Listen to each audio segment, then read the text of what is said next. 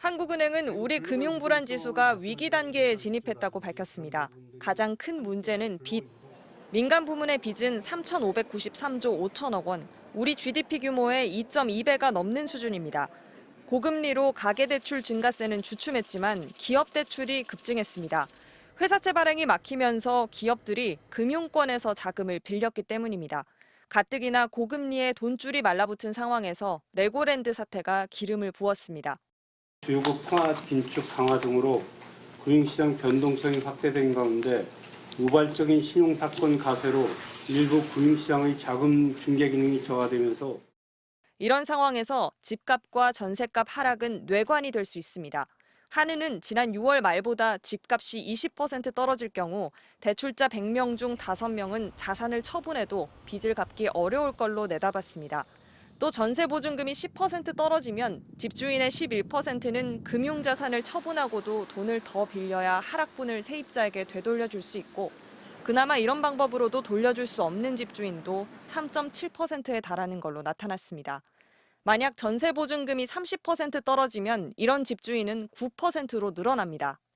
지금 저는 우리나라가 디레버리징 해야 된다고 생각합니다. 특히 가계부채는 상당한 중장기적 위험이기 때문에 또 대출과 프로젝트 파이낸싱 등 부동산 관련 자금이 2,700조 원에 달하는 상황이어서 부동산 경기 위축이 제2금융권의 부실로 이어질 거란 우려도 큽니다.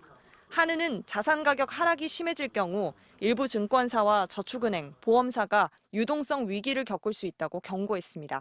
MBC 뉴스 김하영입니다. 올해 코스피 등락률이 연초 대비 22%가량 떨어지며 주요 20개국 증시 지표 중에 19위에 그쳤습니다.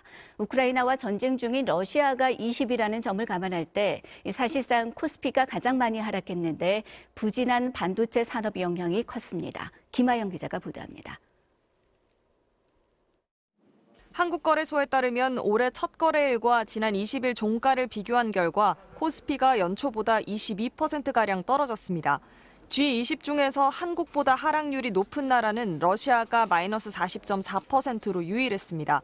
주요 20개 국가 중 연초보다 증시 지표가 떨어진 나라는 14개국이었습니다. 일본 니케이 225 지수는 9.33% 떨어졌고 미국 다우존스 30 산업평균 지수는 10.21% 내렸습니다. 강력한 방역 조치를 펼친 중국의 상해 종합지수 하락률도 19.25%였습니다. 올해 코스피가 유난히 부진했던 건 국내 증시에서 큰 비중을 차지하는 반도체 산업의 업황이 나빴기 때문으로 분석됩니다. 지난 20일 기준 대장주 삼성전자의 시총 비중은 거의 19%에 달하고 SK하이닉스의 시총 비중은 3%대로 반도체 대표격인 두 기업이 코스피에서 차지하는 비중만 22%가 넘습니다. 반도체 산업의 업황이 코스피의 방향성을 결정하는 구조입니다. 하지만 올해 반도체 시장은 얼어붙었습니다. 경기가 위축돼 반도체가 활용되는 스마트폰과 PC 수요가 크게 줄었습니다. 전문가들은 내년 상반기까지 스마트폰과 PC 재고 조정이 계속되며 반도체 산업이 부진할 가능성이 클 것으로 보고 있습니다. MBC 뉴스 김하영입니다.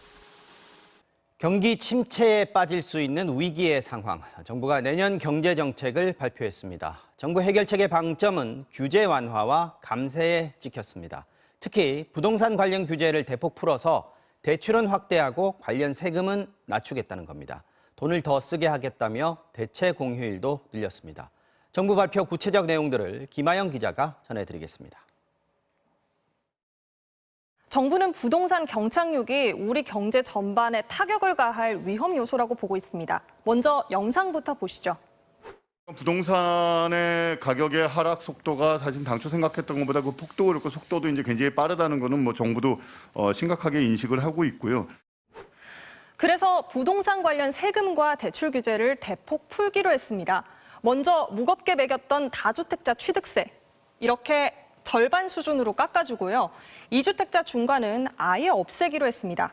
다주택자가 집을 팔 때 중과세 하지 않는 조치도 1년 더 늘리기로 했습니다. 거래를 살리기 위해 대출 문턱도 대폭 낮췄는데요. 규제 지역의 다주택자도 이렇게 주택담보대출이 가능해지고 주담대 비율 상한 LTV는 최대 30%까지 허용됩니다.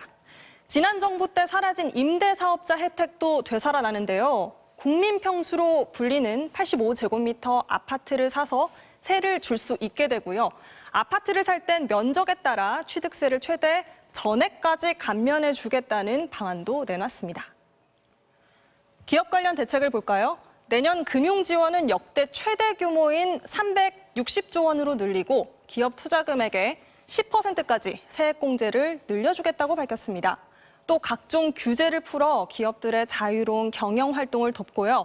신성장 4.0이라는 정책으로 우주 탐사와 바이오, 양자 기술 등 이런 미래 기술을 확보하는 전략도 추진하기로 했습니다.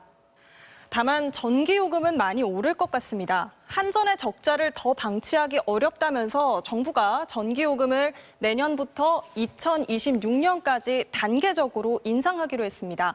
휘발유와 경유에 붙는 유류세도 인하폭을 점점 줄이기로 했습니다. 대신 상하수도 요금이나 쓰레기 봉투값, 버스 요금은 가능한 그대로 유지하기로 했습니다. 시민들의 소비를 늘리기 위해 휴일도 늘리기로 했는데요. 내년부터 부처님 오신 날 성탄절이 주말이면 대체 공휴일로 지정하기로 했습니다. MBC 뉴스 김아영입니다.